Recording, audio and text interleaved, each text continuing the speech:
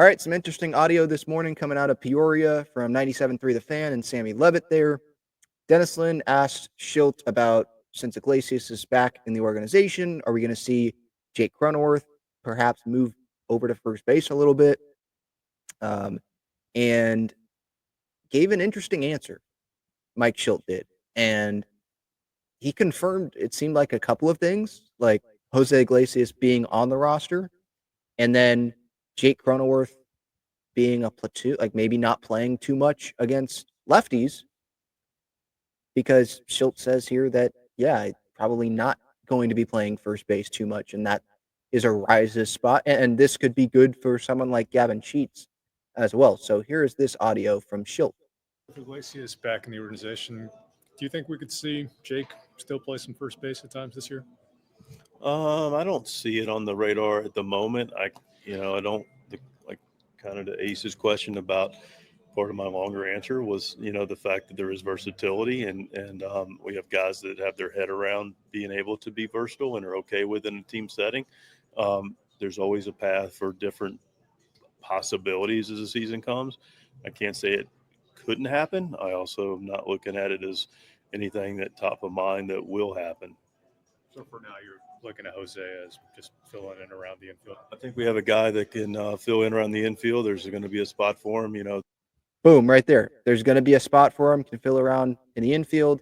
And then later in this answer, which I'll play, again, like further hinting to us that, yes, Iglesias is going to be on the roster. The reason why I say this is kind of like news is because Iglesias signed a minor league deal. If it was a major league deal, like Jason Hayward, for example, then I wouldn't be like having this be this talking point here this morning. And the talking point probably would be more about, hey, Jake Cronenworth, not really in the plans to be playing much first base this year as of now. There are other guys that can go play second base, and you have a rise that they want to have in there consistently, obviously. And then you have someone that can DH, like perhaps a Gavin Sheets. And there's just different ways here. You could move guys around. If Bogarts is struggling or you want him to have a DH day, you can have Iglesias play short, and you can have Crony still obviously play second base. So these are some interesting comments here this morning. It's hard to also answer the question, Dennis, with complete, as much accuracy in the sense of, we don't know where our team's going to shape up. And so at the end, we'll clearly have an idea when we break camp. We can use the DH spot in a couple different, avenues right now. We could also pass it around a little bit, which would, in Jose's, situation, would.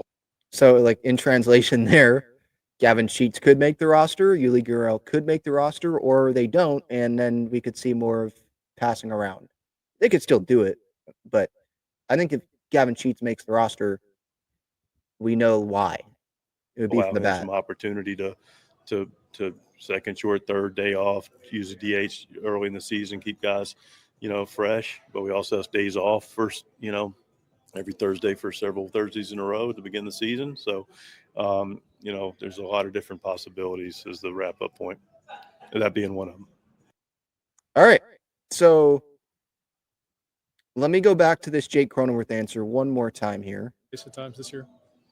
I don't see it on the radar at the moment. I don't like kind of the Ace's question about part of my longer answer was, the fact that there is versatility and we have guys that have their head around being able to be versatile and are okay within a team setting. There's always a path for different possibilities as the season comes. I can't say it couldn't happen. I also am not looking at it as anything that top of mind that will happen. Okay, so with the whole Jake Cronenworth first base thing, I'm looking up his splits right now because that has been a talking point, I think, amongst Padres fans is, yes, Jake Cronenworth, he has a contract. He's one of the veterans now on this team. Obviously, there was the big postseason moment in 2022, and he does give you versatility, can play multiple spots, but you do have Luis Ariz at first base who doesn't want to DH. And we know Ariz is going to be in the lineup every day. You bring in Jose Iglesias. If we're going on matchups, what's the better matchup against a left-handed starting pitcher? Jake Cronenworth, a lefty, or Jose Iglesias? Last year, Iglesias, by the way, if he's hitting, from the right side. Crony versus righties hit 255, 779 OPS, 340 on base. Versus lefties, his average was 203, again, compared to 255 against righties. His on base was 277 compared to 340 against righties. His slugging percentage was 255 compared to 439 against righties. And his OPS was 531 in comparison to 779 against righties. So there's clearly a drop off there. At the beginning of the year, will they give Crony the opportunity to face left-handed pitching and see if he can improve? Maybe.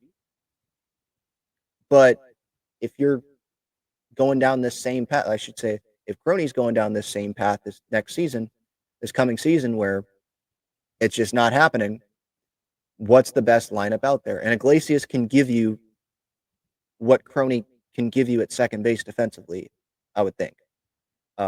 Iglesias is known more for his defense than for his bat. So I don't think that's a big worry for the Padres.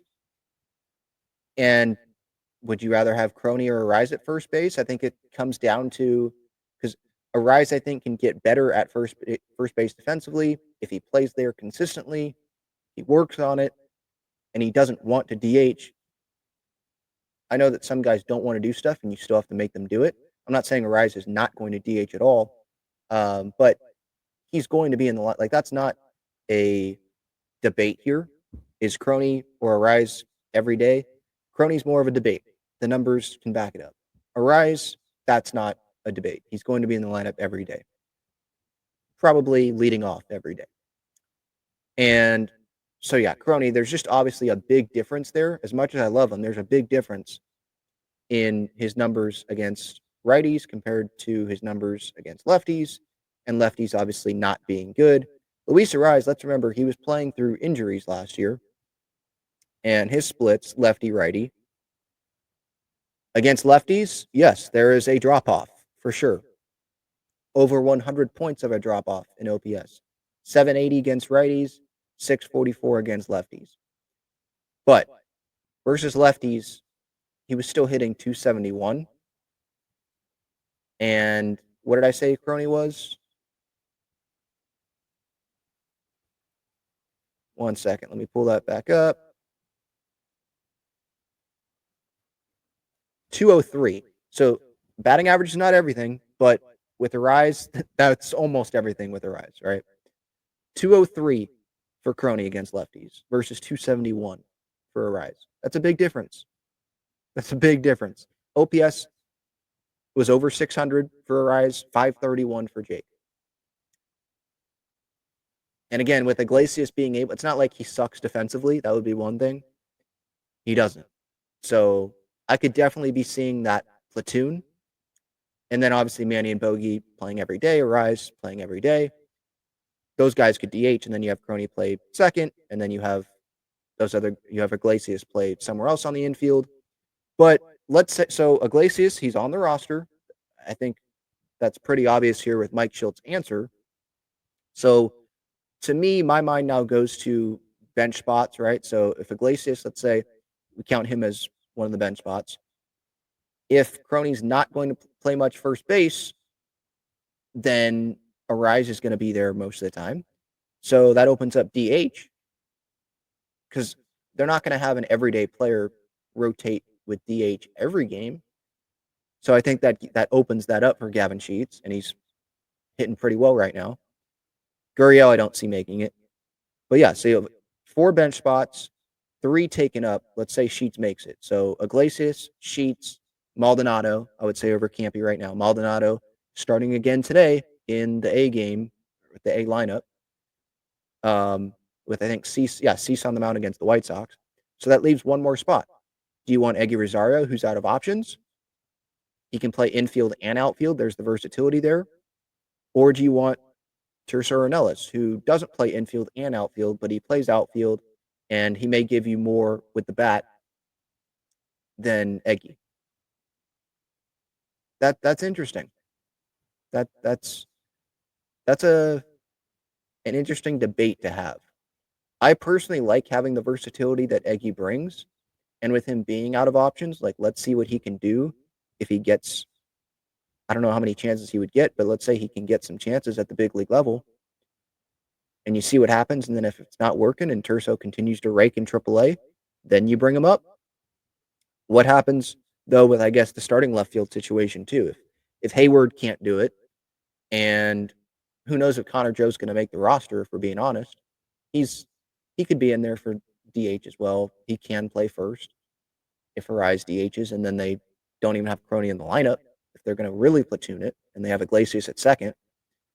But yeah, it's going to be interesting to see that left field situation, left field / bench / versatility, utility situation there. I think it comes down to Eggy or Turso. Who's going to make it? Who would you go with? Let me know in the comments. I think it's not the smartest thing to decide who makes the roster based on how someone performed in spring training. I've said this before. I'm interested in how is Turso doing? How is Eggy doing against a competition on the backfields? I don't care how they do against Bobby Joe coming up from single A because some major league guy had his pitch count for an inning and then they pull him and then they bring him out for the start of the next inning and Eggy or Turso's not facing that guy, I care more about how are you doing against the major league competition. And yeah, like Hayward, to me, it seems like he's going to be the starting left fielder. And then for that to be taken away, he is going to have to not perform. And then it obviously would help Tirso or whoever to be performing to go take over that role. Has Connor Joe been playing much left field this spring? I haven't been able to watch every inning. I haven't seen him a ton out there in left. And I haven't seen Eggy much out there. I think maybe a couple of games. I thought I saw someone right. He's been there a couple of games in left. Tirso's been more out there in the outfield. I think he's played some right, but he's been more out there, but he's an outfielder. So yeah, that's what I've got. Again, Crony, if he is going to be platooning and hitting against righties and not hitting as much, not being in the lineup as much against lefties, as much as I love him, I want what's best for this Padres team. I would give Crony the shot to start the season. And then if the same thing is continuing as what was happening in 2024, then yeah, you do what's best for the team. And have Crony coming off the bench isn't the worst thing in the world. Like, he still can be a weapon for you. So that's not the worst thing. And then Iglesias, if he makes the roster, which he's going to, is what it seems like, then he would be making $3 million this year for that major league salary. And the Padres wouldn't have to worry about him going to another organization because he wouldn't be sitting in El Paso. So maybe that's a motivation for them, is to have him on the roster right from the get-go so they don't have to worry about that.